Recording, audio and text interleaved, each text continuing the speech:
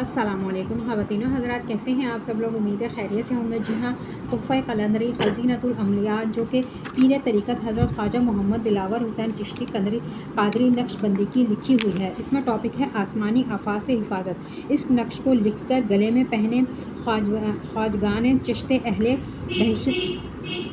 بہشت کی نیاز دلوائیں۔ انشاءاللہ اسماء الہی کے اس نقش کی برکت سے آسمانی بلاؤں سے حفاظت ہوگی۔ اگر کوئی اس زد میں آ چکا ہو تو اس نقش کو چینی کی پلیٹ پر لکھ کر 11 روز تک نہار منہ پانی میں پلائیں، بہت ہی مجرب ہے۔ اس نقش کو دیکھ لیجئے کیسے بنانا ہے۔ یا قادرو یا قیومو یا قدیرو یا مقتدیرو کا یہ نقش ہے۔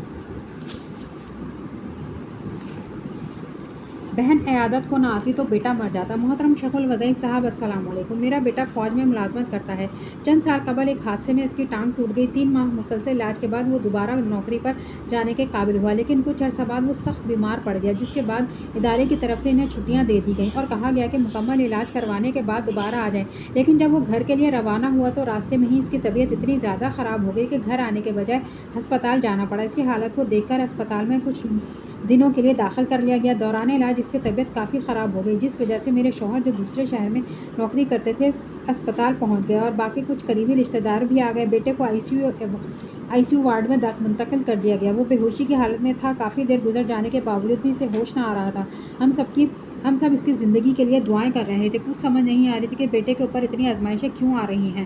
قرآن پاک کی تلاوت، سورہ یاسین اور صدقات وغیرہ کا اہتمام کرتے رہے، مگر اس کی طبیعت سنبھل نہیں پا رہی تھی۔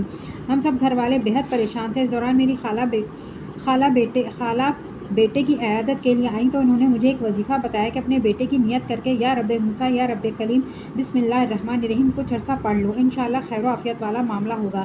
میں نے اس وظیفے کو مضطرب کیفیت کے ساتھ دیوانہ وار چلتے پھرتے اٹھتے بیٹھتے پڑھنا شروع کر دیا، جس کی برکت سے شام تک بیٹے کو ہوش آ گئی۔ میرا یقین مزید پختہ ہو گیا اور مزید توجہ کے ساتھ عمل کو جاری رکھا۔ اللہ کے نام کی برکت سے بیٹے کی حالت خطرے سے باہر ہو گئی اور اس کی طبیعت سنبھلنے لگی۔ بالآخر چند روز میں بیٹا صحت یاب ہو کر گھر آ گیا، مگر گھر آنے کے چند دن بعد وہ شدید سر درد کی شکایت کرنے لگا۔ طبیعت دوبارہ خراب ہو گئی، جس کے بعد اسے دوبارہ اسپتال لے جانا پڑا۔ میرے خاوند لاہور تھے۔ ان سے کہا کہ ابتری دواخانے میں حضرت حکیم صاحب کے اسسٹنٹ صاحب کو جا کر تمام معاملات سے آگاہ کریں اور رہنمائی لیں۔ اسسٹنٹ صاحب نے وظیفے کو جاری رکھنے کا فرمایا اور ساتھ صبح و شام پاؤں پانی میں ڈبو کر 11 تسبیح یا قہر پڑھنے کا فرمایا۔ ہم دونوں میاں بیوی یہ اعمال کرتے رہے۔ چند دن میں بیٹا بالکل ٹھیک ہو گیا اور الحمدللہ نوکری پر دوبارہ جانا شروع ہو گیا۔ اللہ تعالیٰ نے اسے دوبارہ نئی زندگی عطا کی۔ اعمال کی برکت سے ہمارا نیا گھر بھی بن گیا۔ تو خواتین و حضرات، آج کے لیے اتنا ہی۔ ملتے ہیں اگلی ویڈیو میں۔